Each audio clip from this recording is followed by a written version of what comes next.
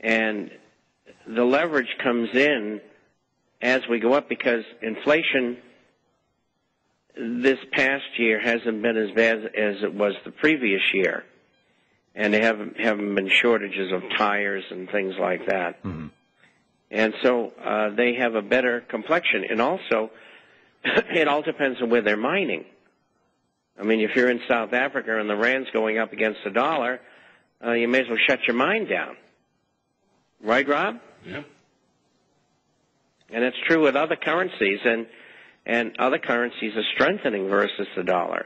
Well, okay. So it all enters into the equation. Well, okay. Let me explore this a little bit further. If mining facility is in country XYZ, and they're using their own currency, which doesn't necessarily match up with, where their market is or where the currency is that's purchasing this metal, can some adjustments be made there? I mean, what would be the harm with using United States dollar or a more stable currency in order to pull this stuff out of the ground? Because the market is certainly there. The costs generally are local in nature. I mean, heavy equipment, tires, things like that, sometimes have to be manufactured someplace else. Mm-hmm. And so heretofore, the medium of exchange has been the dollar. And so if you're getting paid in dollars for your gold, not local currency, although there are some countries that buy production from the mining industry, but not many of them anymore. But the point is that if your local currency goes up in value, it's expensive for you to mine. And if then you're getting paid for gold in dollars, and you have to buy things from outside, say, Ecuador, then they're going to cost more in dollar terms. Well, you just explained the current problem with South Africa. Exactly. And now, and South Africa's number 3, Australia's number 2, and China's number 1. And I got a piece right here in front of me. I don't know if you saw it today, Rob, and I'll read it to you. And it's very short, but China, now the world's largest gold producer, sees 2009 gold demand at 450 tons, up from 395.6 tons in 2008, with output up to 310 tons from 282 tons, which is a shortfall. Gold production increased by an average of 9.5% over the last 8 years.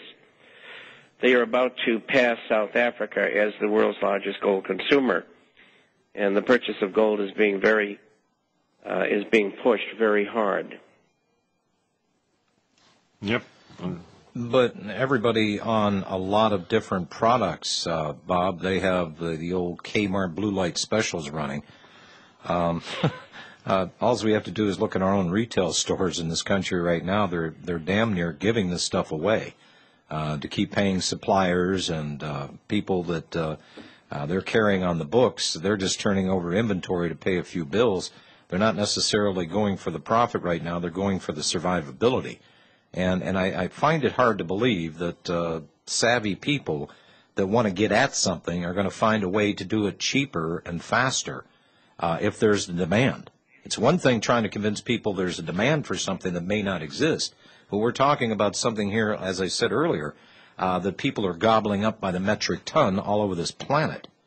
Did you see the 60 Minutes hit piece on gold on Sunday? No, I missed that one.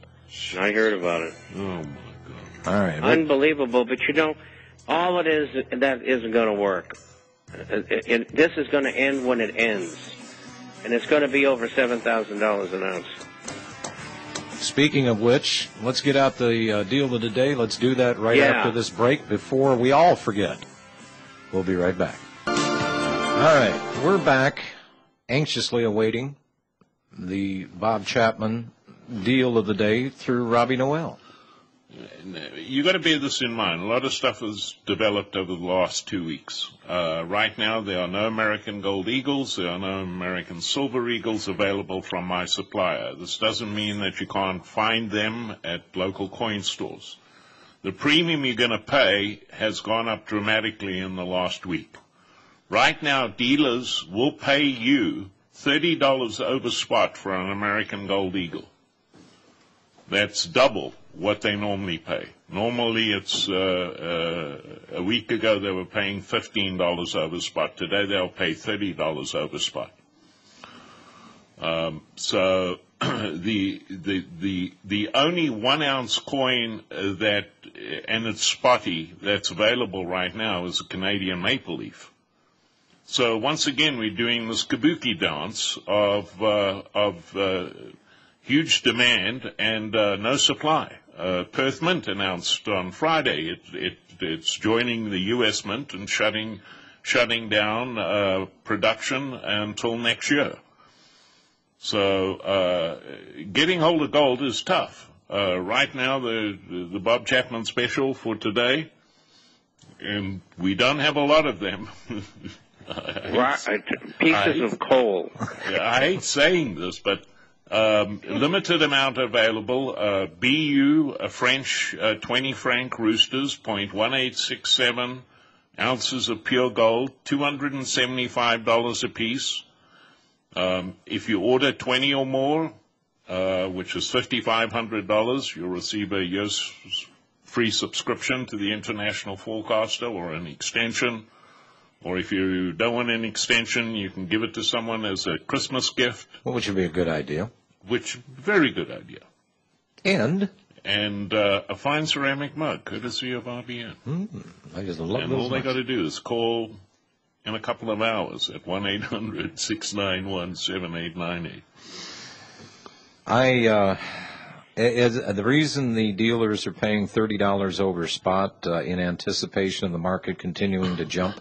No, because they can't get the product. So they're just offering the higher dollar? Sure. Give me what you got. Yeah. You know, Bob, we've made a lot of people a lot of money. You've made people millionaires over the years. And they should be contributing to your program so you can keep it on the air. Well, you would think.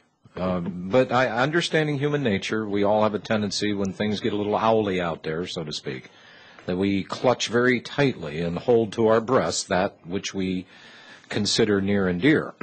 But that's a good point, Bob, because, over the years I've made people millionaires myself, suggesting that they move into precious metal market as an insurance policy. A lot of people still have that Vegas gambling mentality of roll the dice, let's see what this will do. And they're doing it they're motivated, in other words, from profit, which is not a bad thing, but I remind people that this is merely insurance, and not insurance that you're going to pay the premium on and never use, and maybe get some cash back at the term of the contract. No.